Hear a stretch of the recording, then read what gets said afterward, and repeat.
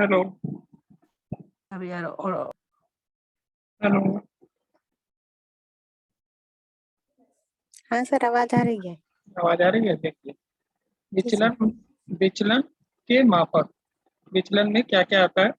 Measurement of dispersion, QD, MD और SD. तीन चीजें निकाली जाती हैं विचलन में, और विचलन आपके कोर्स में है। देखिए, कभी कभी इससे एक न्यूमेरिकल आता है एसडी निकालने के लिए, मानक विचलन। ठीक है, तो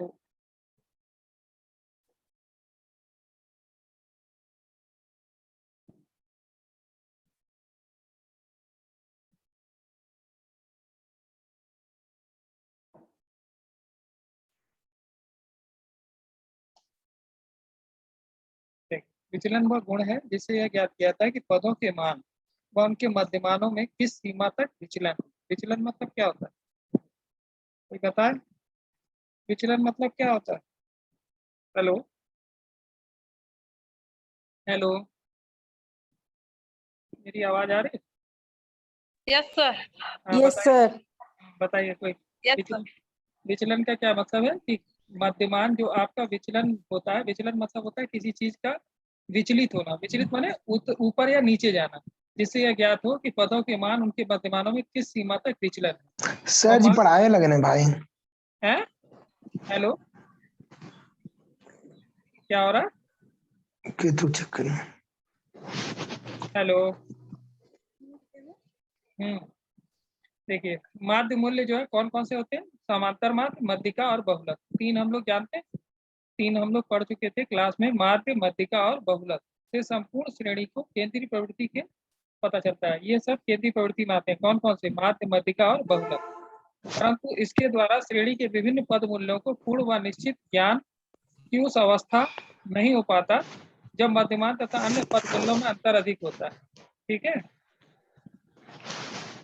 एक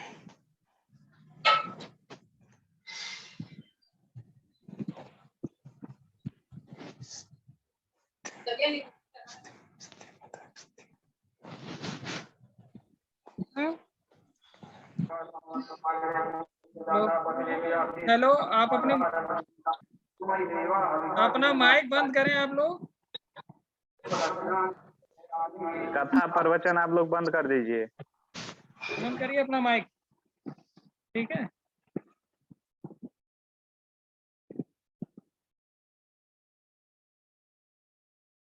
पद मूल्यों में मूल्य अधिक होता है, ऐसी दशाओं में किसी ऐसे मापक या मेजरमेंट की जरूरत होती है, आवश्यकता पड़ती है, जो अधिक से अधिक पद मूल्यों की जानकारी करा दे। अर्थात पद मूल्यों का मध्यमान में कितना विचलन है, इस बिखराव को ही क्या कहते हैं? विचलन कहते हैं। विचलन माने डिस्पर्सन, इंग्लिश में विचलन को डिस्पर्सन कहते हैं। सामान्य अर्थ में किसी समूह के अलग अलग प्राप्तांकों को उस समूह के प्रतिनिधित्व, ठीक है,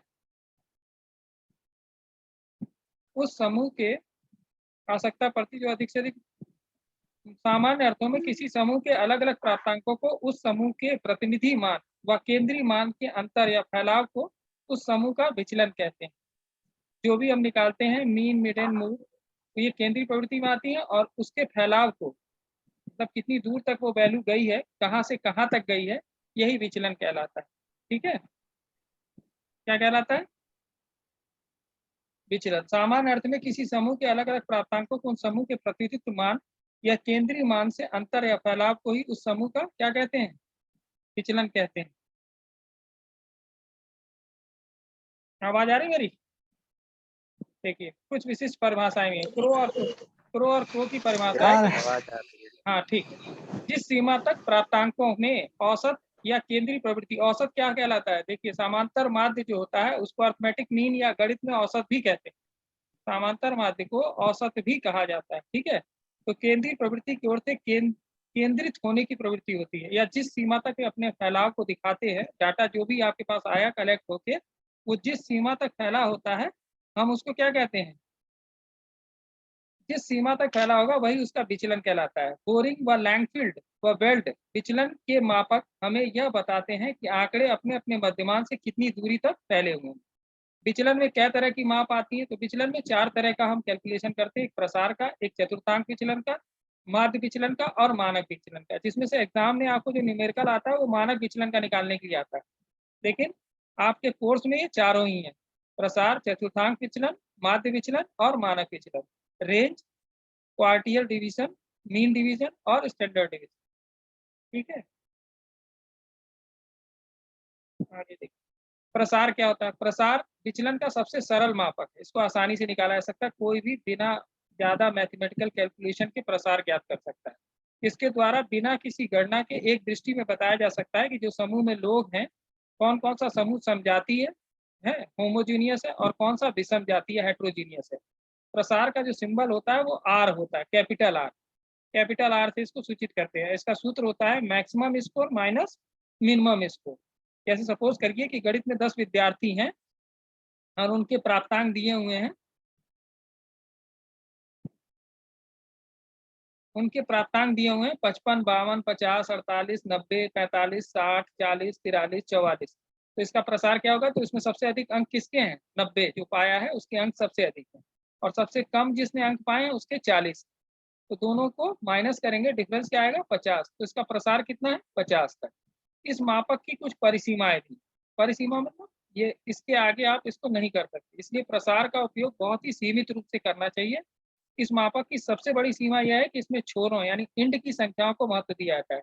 एक सबसे बड़ी संख्या लेते हैं और एक हम सबसे छोटी संख्या ले रहे हैं, तो क्या है, ये इंड है, एक शुरुआत है और एक अंत है। तो समूह के अंत के बीच के अंकों का कोई कैलकुलेशन नहीं होता। अतः विचलन के इस मापक समूह में आंतरिक विसर्जन का कोई ज्ञान नहीं कराता, मतलब बीच में कौन कौन सा डाटा है या किस तरह का लोग अंक पाए हैं, ये उसके बारे में कुछ नहीं बताता। सिर्फ प्रसार बताता है कि अंकों का जो फैलाव है वो इतनी दूरी तक है, मतलब 90 सबसे अधिक प्राप्तांक पाने वाले का और 40 सबसे कम, यानी अंकों का जो बिखराव है वो 50 अंक तक है।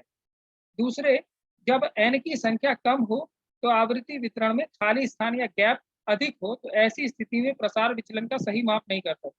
कहते हैं ऐसी स्थिति में हमें मापक का प्रयोग नहीं करना चाहिए, प्रसार का उपयोग नहीं करना चाहिए। अब देखिए, जब दो नमूनों की संख्या भिन्न भिन्न हो तो विचलनों की तुलना करने के लिए प्रसार का प्रयोग नहीं करना चाहिए, क्योंकि ऐसी स्थिति में n की संख्या बढ़ने के साथ साथ प्रसार बढ़ने की संभावना भी रहती है। ठीक है, क्या कह रहा है, जब दो नमूनों की संख्याएं भिन्न भिन्न हो, मतलब अगर हमारे पास दो डाटा उपलब्ध है अलग अलग और उसमें बहुत ज्यादा अंतर हो, तो विचलन से हम उसकी तुलना नहीं कर सकते, वहां पे विचलन का जो प्रसार जो है नहीं लगाना चाहिए। अब चतुर्थांक विचलन की बात आती है। चतुर्थांक विचलन या क्वार्टाइल डिविएशन क्या है। चतुर्थांक विचलन यानी विस्तार विचलन का एक सुधरा हुआ रूप है। It is improve over the range of deviation. प्रसार मापक के अंतर्गत छोरों पर स्थित महत्तम और न्यूनतम अंकों पर ही ध्यान दिया जाता था। प्रसार में हम क्या कर रहे थे, जो सबसे अधिक अंक पाया था उसको ले रहे थे और जो सबसे कम अंक पाया था उसको ले रहे थे और दोनों का डिफरेंस निकाल रहे थे। लेकिन चतुर्थांक में क्या करते हैं, वितरण के मध्य अंकों को कोई महत्व उसमें नहीं दे रहे थे प्रसार में। इसमें समूह की समजातीयता के बारे में कोई जानकारी नहीं मिलती। चतुर्थांक विचलन क्या करता है, इस कमी को दूर करता है।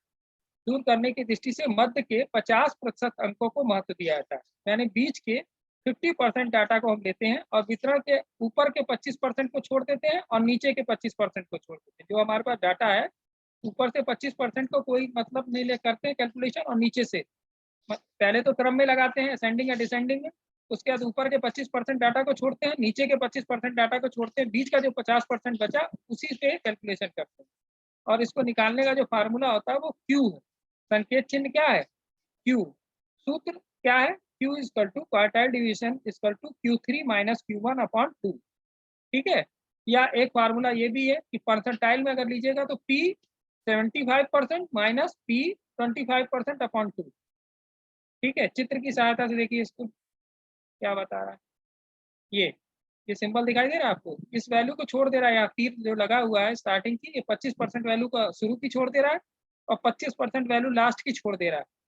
ठीक है, स्टार्टिंग के 25% और लास्ट के 25% छोड़ दे रहा है और बीच के डाटा को ले रहा है। बीच का डाटा कितना बचा, 50%। आधा डाटा इधर छूट जा रहा है शुरुआत में और 1/4 इधर छूट के, दोनों मिला के आधा छूट जा रहा है और आधे डाटा को बीच के डाटा पे कैलकुलेशन कर रहा है। तो चतुर्थांक विचलन क्या है, सेमी इंटर क्वार्टियल रेंज भी कहते हैं। कुछ विद्वानों ने इसे इस प्रकार परिभाषित किया है। ठीक है, देखिए स्कीनर महोदय कहते हैं कि चतुर्थांक में 3 बिंदु होते हैं जो प्राप्तांकों के वितरण को 4 बराबर भागों में बांटते हैं। चतुर्थांक वे 3 बिंदु होते हैं जो प्राप्तांकों के वितरण को 4 बराबर भागों में विभाजित करते हैं। जैसे सिंबल इस चित्र में आप देख रहे थे ना, इसमें क्या था, पहला भाग, दूसरा भाग और ये तीसरा भाग। ये 3 भाग तो हैं, लेकिन ये 4 भागों में डिवाइड कर रहे हैं। कैसे? 25% इधर रह गया, 25% इधर रह गया और 25% इधर हमने जो छोड़ा था और 25% लास्ट का जो छोड़ा था। यानी कुल मिला के 4 भाग हैं, 4 बराबर भाग। ठीक है। इसी को स्किनर ने कहा कि चतुर्थांक में 3 बिंदु होते हैं जो प्राप्तांकों के वितरण को 4 बराबर भागों में विभाजित करते हैं। Quartiles are the 3 point that divide the distribution into a 4 equal part. Odell की परिभाषा है चतुर्थांक विचलन या अर्ध अंतर चतुर्थांक प्रसार प्रथम व तृतीय चतुर्थांकों के बीच आधी आधी दूरी होती। अब इसको निकालने का एक तरीका दिया है। सपोज करिए एक क्वेश्चन आया आपके पास, ये CI दिया हुआ है, CI माने क्लास इंटरवल। ठीक है, तो क्लास इंटरवल दिया 40 से 42, 37 से 30, 34 से 36, 31 से 32, 28 से 30, 25 से 27, 22 से 21 और 19 से 21। और इसके बीच की फ्रीक्वेंसी दिया हुआ है। ठीक है, 5, 8, 9, 10, 7, 5, 4, 2, ये फ्रीक्वेंसी हो गई। इस फ्रीक्वेंसी का सम निकाला हमने, n इक्वल टू क्या है 50। इसको जोड़ दिया, पूरी फ्रीक्वेंसी को जोड़ने के बाद क्या मिला हमें 50। और हमने कहा ना कि 25% ऊपर डाटा छोड़ देंगे और नीचे छोड़ देंगे। इसके बाद CF निकाला। CF कैसे निकलता है, इसको क्या कहते हैं, CF की फुल फॉर्म होती है कम्युनिटी फ्रीक्वेंसी या संचयी बारंबारता। ये बारंबारता है F आपकी, और CF क्या है, संचयी बारंबारता। तो संचयी बारंबारता निकालने का तरीका ये होता है कि जो यहाँ सम आता है उससे ये शुरुआत होती है। जो यहाँ सम आया टोटल करने पे n की वैल्यू 50, वो यहाँ आ जाती है। ठीक है, उसके बाद ये जो वैल्यू होती है F की, ये घटती जाती है, इसमें से माइनस करते जाते हैं। 50 में से 5 गया 45, 45 में से 8 गया 37, 37 में से 9 गया 28। ठीक है, और फिर 28 में से 10 गया 18। ठीक है, 18 में से 7 माइनस किया 11, और 11 में से 5 माइनस किया, 5 हाँ 5 माइनस किया तो 6, और 6 में से 4 माइनस किया 2। इस तरीके से क्या निकालते हैं, कम्युनिटी फ्रीक्वेंसी। समझ में आया? Hello hello. यस जी सर। हाँ ठीक है, आगे देखिए। तो इसके बाद हमको ये वैल्यू पता चली, तो इस वैल्यू में से हम लोग क्या करेंगे, हम 25% ऊपर छोड़ेंगे ये, और 25% नीचे वैल्यू छोड़ेंगे। अब हमको मिला क्या, Q3 और Q4। अब आगे बढ़ेंगे, इस फार्मूले में पुट करेंगे वैल्यू। देखिए ये फार्मूला हमारा Q equal to quartile division equal to Q3 minus Q1 upon 2। तो Q1 निकालने का फार्मूला भी है L plus n upon 2 minus frequency upon FA FB, ये 2 है ना, और CI बता रहे हैं। तो कैसे निकाला है उसके बाद Q3 निकालने का भी सेम फार्मूला रहेगा, बस यहाँ n जो अकेला है उसकी जगह क्या आ जाएगा 3n अपॉन 4 FB, यहाँ पे B आ गया, यहाँ पे भी FB है, FA सेम टू सेम रहेगा, CI मतलब क्लास इंटरवल। ठीक है, Q3 क्या है, Q1 और Q3 है क्या, समूह का प्रथम व तृतीय चतुर्थांक है। और L क्या है, उस वर्गांतर की निम्न सीमा है जिसमें Q1 पाया जाएगा। Q1 जहां पाया जाएगा उस वर्गांतर की न्यूनतम सीमा जो है क्या कहलाएगी, L कहलाएगी। Q3 यानी P75 का जो न्यूनतम वैल्यू होगी वर्गांतर की, वो L कहलाएगी। और QB क्या है, FB क्या है, तो उन सभी वर्गांतरों की आवृत्ति का योग जो Q1 और Q3 के वर्गांतर के नीचे यानी छोटे हैं। FA क्या है, Q1 और Q3 वर्गांतर की आवृत्ति है। और CI क्या है, वर्गांतर के बीच की सीमा है। दोनों को माइनस कर देंगे तो आपको वैल्यू मिल जाएगी। ठीक है, अब हम फार्मूला में इसको पुट करते हैं। पहले Q1 निकालेंगे, फिर Q3 निकालेंगे, तब इस फार्मूले में रखेंगे Q के, और फिर वैल्यू निकालेंगे। अब Q1 निकालने के लिए फार्मूला हमारा ये दिया हुआ है, Q1 equal to L plus bracket में n upon 4 minus FB upon FA whole bracket 1 into CI class interval. ठीक है, तो अब हम इसको थोड़ा सा फिर ऊपर आते हैं। देखिए ये सारणी, ये देख रहे हैं, इसमें Q1 हमारा क्या है, Q3 ये है, ये बड़ी वाली संख्या। अब इसमें न्यूनतम वैल्यू क्या है L की, 37। ये 37 क्या है, L की वैल्यू है, और यहाँ पर 28 L की वैल्यू है। ठीक है, L की वैल्यू क्या है 28, और इसमें फ्रीक्वेंसी क्या है 8 और 7, और CF क्या है 45 और 18। यही वैल्यू हमारी उठ के उसमें वैल्यू जाएंगी फार्मूले में। ठीक है, देखिए कैसे आया, वैल्यू पुट किया यहाँ पे, देखिए 27.5 आया L की वैल्यू, और उसके बाद यहाँ 12.5 कैसे आया, n/4 निकाला, n/4 निकाला। n कितना था हमारा 50, 50 को 4 से डिवाइड करेंगे तो क्या आएगा 12.5। ठीक है। FB क्या है 11, फ्रीक्वेंसी है किसकी, Q1 जहाँ पे पाया गया उसकी। देखिए ये साड़ी में आइए, फिर कितनी है फ्रीक्वेंसी, उसके ठीक नीचे वाली यहाँ पे पाया गया Q1, उसके ठीक नीचे की फ्रीक्वेंसी CF कितनी है 11, यही FB होती है। ये 11 की जो संख्या है यही FB है। और यहाँ पे ठीक नीचे क्या है 37, जिसको हम आगे लगाएंगे फार्मूले में Q3 में। देखिए यहाँ पे ये 11 आया और अपॉन 7, 7 कहाँ से आया है, 7 कहाँ से आया, देखिए ये 7 ये रहा, ये फ्रीक्वेंसी में 7 जो है ये FA है, और यहाँ पे क्या है 8 है, तो इसको हम आगे यूज करेंगे। अब इसमें हमने पुट किया, वैल्यू निकाली, और ये 3 कहाँ से आया, 3 आपका आया है, देखिए ये क्लास इंटरवल, इसको भी गिनेंगे 40 को, 40 1 हो गया, 41 2 हो गया, 42 क्या हो गया 3, यानी इन दोनों के बीच में कितना गैप है 3 का, तो वही 3 वहाँ पे पुट हुआ है CI की जगह, क्लास इंटरवल की जगह पे ये 3 आया है। इसको हम सॉल्व करेंगे, 7 से डिवाइड कर, इसमें 12.5 में से 11 माइनस किया 1.5 आ गया, और 7 से इसको डिवाइड करेंगे। ठीक है, 3 का पहले ऊपर मल्टीप्लाई करेंगे 1.5 में, तो 4.5 आ गया, 4.5 को 7 से डिवाइड करेंगे और 27.5 उसमें ऐड करेंगे। ठीक है, तो हमको वैल्यू मिलेगी ये 27.5, और जब डिवाइड किया तो हमने आया वैल्यू 0.64। ठीक है, तो जब हमने इसको डिवाइड, देखिए यहाँ पे बताया है कि 12.5 वैल्यू कैसे आई थी, 50 में से 4 को डिवाइड किया था, n/4 किया था, तो 12.5 आया था। इसको हम जब सॉल्व करेंगे, इन दोनों को ऐड करेंगे तो हमको वैल्यू मिलेगी 28.14। ये आ गई आपकी Q1 की वैल्यू। अब Q3 की वैल्यू ऐसे ही निकालेंगे 36.5, और ये n/ क्या हो जाएगा 3n/4 था ना फार्मूले में, Q3 के फार्मूले में 3n/4 था, तो 3 × n मतलब 150 हो गया। n की वैल्यू कितनी थी 50, तो 3 से मल्टीप्लाई किए तो 150 हो गया, 150 को जब 4 से डिवाइड करेंगे तो मिलेगा आपको 37.5। ठीक है, और ये FB की वैल्यू है 37, ये कहाँ से आई है हमने बताया था, देखिए ये और ऊपर जाइए, ये 37 ये रहा, ठीक नीचे वाली वैल्यू Q3 के ठीक नीचे वाली वैल्यू 37, ये वैल्यू वहाँ पे आ गई। ठीक, ये 37 यहाँ आई, और ये 8 कहाँ से है फ्रीक्वेंसी की वैल्यू है वो, ठीक ये वैल्यू 8, ये दिखाई दे रहा है 8, ये वैल्यू वहाँ पे पुट हो गई, ये 8 यहाँ आ गया। अब 37.5 पे 37 माइनस किया तो 0.5 आया, और 3 से मल्टीप्लाई करेंगे तो 1.5, उसको 8 से डिवाइड करेंगे तो मिलेगा 0.19, और जब इसमें 36.5 में ऐड करेंगे तो आपको मिलेगा 36.69।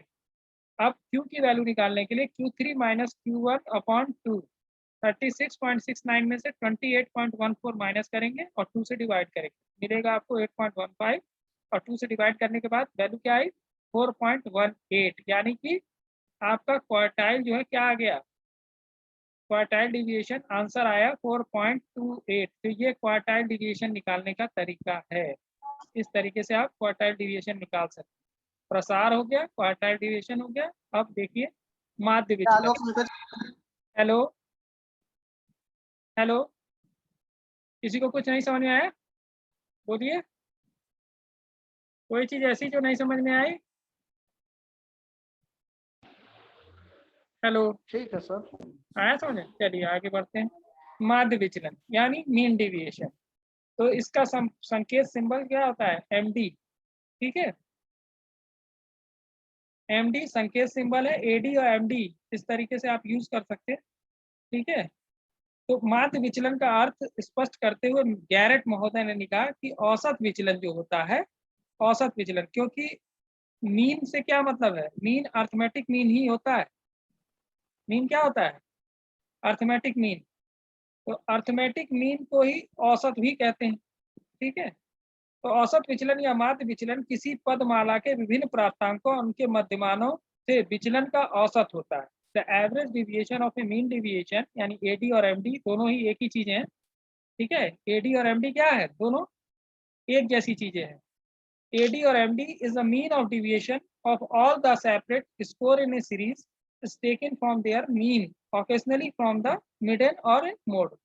ऑकेजनली मतलब ऑकेजनली यानी कभी ऐसा हो सकता है कि हम मिडन या मोड से ले, जनरली ये समांतर माध्य से ही निकाला जाएगा, मीन से ही। The ever gain of a deviation to find the AD.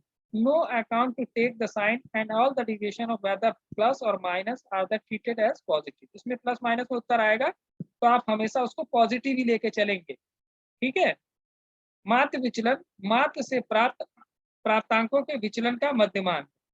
माध्य विचलन क्या है, माध्य से विभिन्न भिन्न प्राप्तांकों के विचलनों का मध्यमान होता है। माध्य विचलन ज्ञात करने से हम मध्यमान और प्राप्तांकों में से उनके अंतर को ज्ञात करते हैं। हम मध्यमान के वास्तविक प्राप्तांकों में से न घटाते हैं और ना ही हम प्राप्तांकों के मध्यमान में से घटाते हैं, बल्कि हम मध्यमान और प्राप्तांकों के अंतर को मालूम करते हैं। यही कारण है कि हम चिन्हों की ओर कोई ध्यान नहीं देते, यानी उत्तर आपका प्लस माइनस में आए उससे कोई मतलब नहीं, उसको आप हमेशा प्लस मानेंगे। दरअसल हमारा तात्पर्य केवल मात्र मध्यमान से प्राप्तांकों यानी विचलन के बीच की दूरी यानी फैलाव ज्ञात करना होता है, तो प्लस और माइनस चिन्ह की ओर ध्यान नहीं दिया जाता। माध्य विचलन की सबसे बड़ी सीमा है, इसलिए सांख्यिकी में इसका बहुत कम प्रयोग किया जाता है। कारण क्या है, ये प्लस माइनस पे ध्यान नहीं देता। माध्य विचलन में दो प्रकार के आंकड़ों को निकाला जाता है, एक अवर्गीकृत अनग्रुप डाटा और दूसरा वर्गीकृत डाटा। अरे इसमें दो तरह के कैलकुलेशन है, ग्रुप डाटा और अनग्रुप डाटा। देखिए, अवर्गीकृत आंकड़ों का माध्य विचलन कैसे निकालते हैं, mean deviation from A ungroup data. अवर्गीकृत आंकड़ों का माध्य विचलन निकालने का जो फार्मूला होता है वो होता है MD equal to mean deviation equal to sigma D upon N. सिग्मा का यूज जो होता है स्टैट में वो सम के लिए होता है, यानी प्लस के लिए, सबका योग। तो एमडी माध्य विचलन है, डी क्या है, स्मॉल डी किसी प्राप्तांकों के मध्यमान से अंतर है। एब्सोल्यूट डी क्या है, मतलब प्लस माइनस से कोई मतलब नहीं। एब्सोल्यूट डी का मतलब होता है प्लस माइनस से चिन्हों से कोई ध्यान नहीं देना, विचलन का योग। और एन क्या है, अंकों की कुल संख्या। यहाँ एक एग्जाम्पल दिया हुआ है, तालिका है, सीरियल नंबर है 1 से लेकर 10 तक, प्राप्तांक दिए हुए हैं 10, 15, 10, 20, 25, 16, 25, 20, 17 और 28। उसका विचलन निकाला। विचलन कैसे निकालेंगे, विचलन निकालने के लिए 10 माइनस 18, ठीक है, सब में से 18 को ही माइनस किया है। 18 कहाँ से आया, ये देखिए नीचे, sigma X upon N. Total योग इसका जो है 180 है, और 180 को 10 से डिवाइड कर दिया तो 18 आया। अब इस 18 को सब में से माइनस करेंगे, जितनी वैल्यूज हैं, ये जितने प्राप्तांक है सब में से 18 को ही माइनस करेंगे। 18 आया कहाँ से, यहाँ से, इस फार्मूले से, सिग्मा एक्स अपॉन एन। और जब हम सिग्मा एक्स अपॉन एन किसका फार्मूला है, मीन निकालने, ये समांतर माध्य निकालने का फार्मूला है सिग्मा एक्स अपॉन एन। तो हमने समांतर माध्य में से समांतर माध्य को प्राप्तांकों में से माइनस कर दिया, और माइनस करने पे हमको ये सब वैल्यू प्राप्त हुई। कहीं कोई वैल्यू माइनस में है, -8, -8, -8 +2 7 -3 7 2 -1 और 0, ठीक है। तो इसमें प्लस माइनस पे ध्यान दिया नहीं जाता। तो देखिए फार्मूला हमारा क्या था, mean deviation equal to sigma absolute D upon N. तो एब्सोल्यूट डी की वैल्यू कितनी आई है, 46। तालिका फिर से देखते, 46 कहाँ आया था, ये सिग्मा डी एब्सोल्यूट वैल्यू निकली है ना 46, तो ये यहाँ से आई वैल्यू 46 अपॉन 10। 10 लोगों का डाटा था तो 10 से डिवाइड किया 4.6 था। तो ये मीन डिविएशन निकालने का तरीका है अवर्गीकृत डाटा से।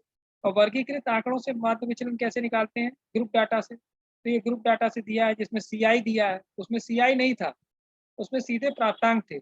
ये क्लास इंटरवल के तहत फ्रीक्वेंसी दिया हुआ है, तो उसका फार्मूला अलग होता है निकालने का, ठीक है। CI दिया 55 - 59, फिर 50 से 54 तक, 45 से 49 तक, 40 से 44, है ना। इस तरीके से क्लास इंटरवल दिया हुआ है, उसकी फ्रीक्वेंसी दिया है 1 2 1 1 3 4 6 7 12 6 8 2, ठीक है।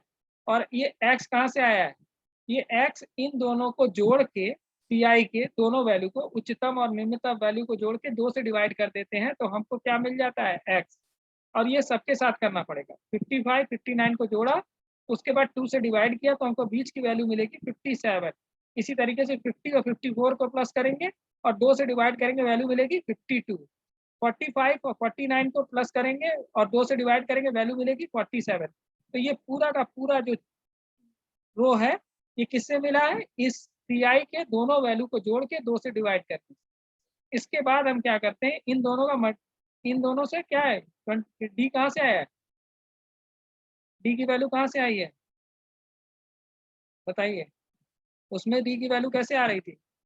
माध्य में से माइनस करने से। इसमें भी वही है, माध्य में से माइनस करेंगे। माध्य देखिए आगे वाले स्लाइड में, ये देखिए MD निकाला हमने, नहीं ये तो सीधे आ गया। पहले हम माध्य निकाल लेंगे और माध्य में से सबको माइनस करते जाएंगे तो हमको डी की वैल्यू मिल जाएगी, और फिर वैल्यू ये प्लस माइनस में ही मिलेगी, कहीं माइनस में कहीं प्लस में। ठीक है, अब ये जो वैल्यू है डी, इसको एफ से मल्टीप्लाई करेंगे। किस एफ से? फ्रीक्वेंसी से। 27.4 को 1 से मल्टीप्लाई किया 27.4 ही रहेगा, फिर 22.4 को 1 से मल्टीप्लाई किया इस 1 से 22.4 ही रहा, 3 से मल्टीप्लाई किया किसको? 17.4 को, तो 52.2 आ गया। इस तरीके से हम वैल्यू ये निकाल लेते हैं और इसका सम निकालते हैं सिग्मा एफ डी, ये आया 425.6। एम की वैल्यू क्या है आपके पास? 29.6। ठीक है, और एन इजकल टू 50। एन कहाँ से पता चला? इसका सम है, फ्रीक्वेंसी का सम कितना है? 50। अब आगे आइए, ये हमारा formula M D equal to sigma F D upon N, यानी 425.6 को 50 से डिवाइड करेंगे, वैल्यू मिलेगी हमको 8.51। ये हमारा आंसर हो गया। ये ग्रुप डाटा का है, इसमें दो तरह का है, एक अनग्रुप डाटा और एक ग्रुप डाटा। दोनों को निकालने के अलग अलग फार्मूले हैं। बाकी दोनों ही मध्यमान से विचलन को निकाला जाता है। तो समूह में प्राप्तांकों का मध्यमान पहले ज्ञात किया जाता है, फिर प्रत्येक वर्गांतर के मध्य बिंदु निकाले जाते हैं, CI के दोनों वैल्यू को जोड़ के उसको 2 से डिवाइड करते हैं, मध्य बिंदु में से मध्यमान को घटाते हैं, x माइनस m करते हैं तो हमको d पता चलता है, फिर d का एब्सोल्यूट d निकाला जाता है, फिर FD निकाला जाता है, और FD निकाल के हम सिग्मा FD निकालते हैं। उसके बाद सिग्मा FD को यहाँ पुट करते हैं, n को पुट करते हैं, उससे उसको डिवाइड करते हैं और हमको मिल जाता है MD। ठीक है, मीन डिविएशन। आगे देखिए मानक विचलन, यही आपके कोर्स में ज्यादा है, इसका न्यूमेरिकल आता भी है कभी कभी, किसी को साल जो है MSD निकालने के लिए आया है। तो माध्य विचलन ज्ञात करते समय विचलन के धन तथा ऋण चिन्हों की ओर कोई ध्यान नहीं दिया था, जैसे MD में नहीं दिया था वैसे इसमें भी नहीं दिया था, तथा माध्य विचलन की यही सबसे बड़ी सीमा है। अतः इस दोष को दूर करने के लिए मानक विचलन, मतलब माध्य विचलन में हम लोग क्या कर रहे थे पिछले वाले में, प्लस माइनस पे ध्यान नहीं दे रहे थे, यही उसका दोष था। और इस कमी को दूर करने के लिए मानक विचलन बना, स्टैंडर्ड डिवीजन, जो हम लोग अब पढ़ रहे हैं। प्रमाणिक विचलन को ज्ञात किया जाता है। दूसरे शब्दों में हम यह कह सकते हैं कि मानक विचलन माध्य विचलन का ही एक सुधरा हुआ रूप है। मानक विचलन के अंतर्गत चिन्हों की समस्या को दूर करने के लिए विचलनों का वर्ग कर दिया जाता है, उनको स्क्वायर किया जाता है। जब स्क्वायर करेंगे तो क्या होगा, माइनस माइनस मिलके प्लस हो जाएगा, वैल्यू क्या आ जाएगी, प्लस में आ जाएगी, और प्लस का भी अगर स्क्वायर करें तो वैल्यू प्लस में ही रहती है। तो इस तरीके से जो हमको आंसर मिलेगा वो प्लस में मिल जाएगा। इससे ऋण के चिन्ह या धन, ऋण के चिन्ह किसमें बदल जाते हैं, धन के चिन्हों में। फिर इन वर्ग किए गए विचलनों का औसत ज्ञात करके उनका वर्गमूल ले लिया जाता है, और इसी को मानक विचलन या प्रमाणिक विचलन भी कहते हैं। रीसमैन ने परिभाषा दी कि मानक विचलन को औसत विचलन का वर्गमूल भी कहा जाता है। यह वितरण के औसत से सब विचलनों के वर्गों के वर्गमूल का औसत, यानी standard deviation is also known as a root mean of square deviation. It is the square root of a mean value of all the deviation square taken from the distribution mean। यानी साधारण शब्दों में कहें तो मानक विचलन को इस प्रकार परिभाषित कर सकते हैं। अगर ये आज कंप्लीट नहीं होगा तो नेक्स्ट क्लास में कंप्लीट होगा, ठीक है, क्योंकि बड़ा है। Hello hello, yes sir. हाँ, अगर ये आज कंप्लीट नहीं हो पाया तो नेक्स्ट क्लास में कंप्लीट होगा। गणना देखिए, ओके सर। हाँ, मानक विचलनों की गणना करने के लिए प्रश्नों के निम्नलिखित 3 प्रारूप प्रस्तुत किए जाते हैं। केस 1, जब केवल जो डाटा आंकड़े हैं आपके पास वो वर्गीकृत किए हों।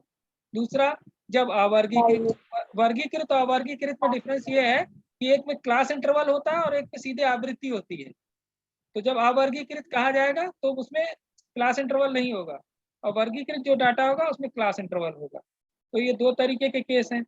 और तीसरा एक और केस इसमें होता है कि जब वर्गीकृत आंकड़े ही दिए गए हों। 3 तरह का है, जब केवल अवर्गीकृत आंकड़े दिए गए हों, जब अवर्गीकृत आंकड़ों के साथ आवृत्ति भी दी गई हो, और तीसरा केस है जब वर्गीकृत आंकड़े दिए गए। तो पहले हम पहले केस को देखते हैं, जब अवर्गीकृत आंकड़े दिए गए। तो इस प्रकार के प्रश्नों को दो विधियों से हल करते हैं। एक होता है वास्तविक माध्य विधि, एक्चुअल मीन मेथड।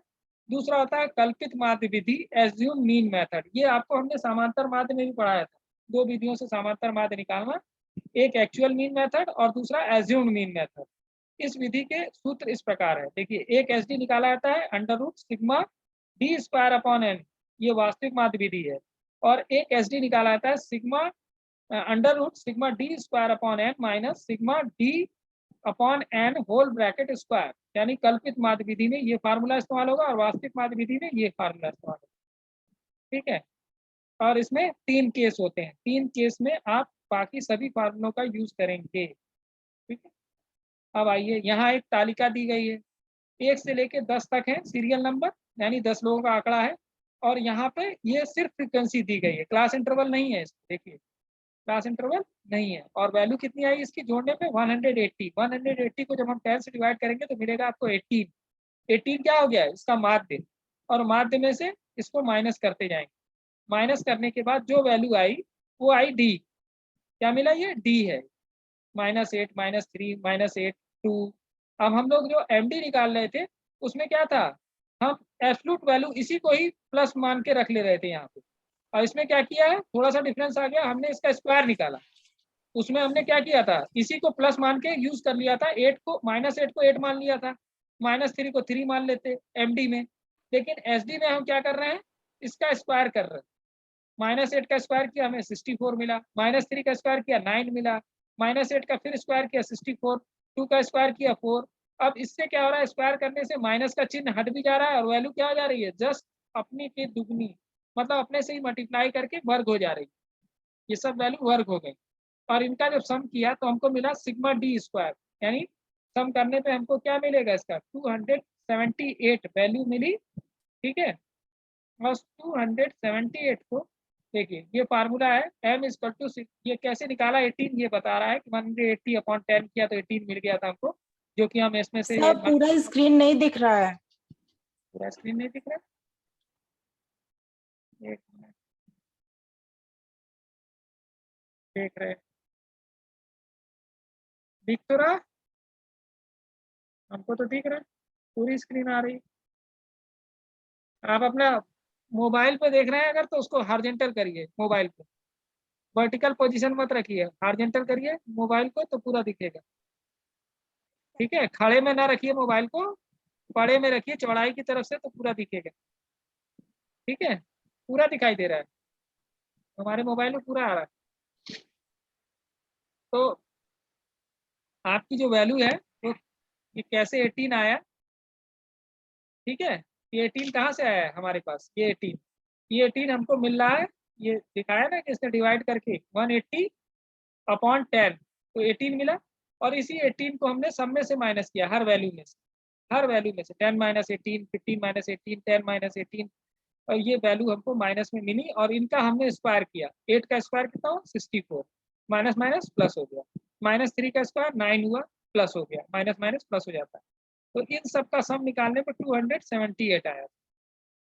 अब हमने इसमें पुट किया कि ये जो सिंबल है ना, जो आधा ना आपको दिखाई दे रहा है, ये स्टैंडर्ड डिविएशन का सिंबल है। एसडी को इस तरीके से भी लिखते हैं, एसडी को आधा ना की तरह भी लिखते हैं। इसको under root sigma D square upon N, ये फार्मूला लगाया। और जो हमको सिग्मा डी स्क्वायर की वैल्यू मिली थी वो मिली थी 278, इसको 10 से डिवाइड किया, वैल्यू मिली 27.8। और जब इसका स्क्वायर रूट आप निकालेंगे तो इसकी वैल्यू आएगी 5.27। यही आपका आंसर होगा। ये कब है, जब अवर्गीकृत डाटा है, जब आपके पास क्लास इंटरवल नहीं है, तब आप इस फार्मूले से और इस तरीके से सवाल को सॉल्व करेंगे। ठीक है, अब ये दूसरा दिया है, ये भी अवर्गीकृत है, इसमें भी क्लास इंटरवल नहीं है, इसमें भी डी हमने इसी तरीके से निकाला, डी स्क्वायर निकाला, ये आया हमारे पास वैल्यू। ठीक है, आगे देखिए क्या अंतर आया इसमें निकालने में। तो अंतर हमारे पास ये आया, देखिए यहाँ पे हमने एस डी निकाला, फार्मूला चेंज हो गया, sigma D square upon N minus under root sigma D upon N का होल स्क्वायर। तो सिग्मा डी स्क्वायर तो वो सम निकाला जो हमने, उसकी वैल्यू आ गई 288 अपॉन 10, और सिग्मा डी, डी कौन सा है, डी स्क्वायर और डी में अंतर है, आपने देखा होगा। ये देखिए ये डी है, ये डी है ना, इसका सम जो आया वो 10 आया था, और सिग्मा डी का जो स्क्वायर आया था वो 288 आया था। तो इसमें दोनों का यूज होगा, इसका और इसका, दोनों का, डी का भी और सिग्मा डी स्क्वायर का भी। पिछले वाले फार्मूले में हम सिर्फ डी स्क्वायर का यूज कर रहे थे, ठीक है, तो इसमें डी का भी यूज हो रहा है, डी स्क्वायर, और यहाँ पे देखिए सिर्फ डी है, बाहर होल का स्क्वायर है।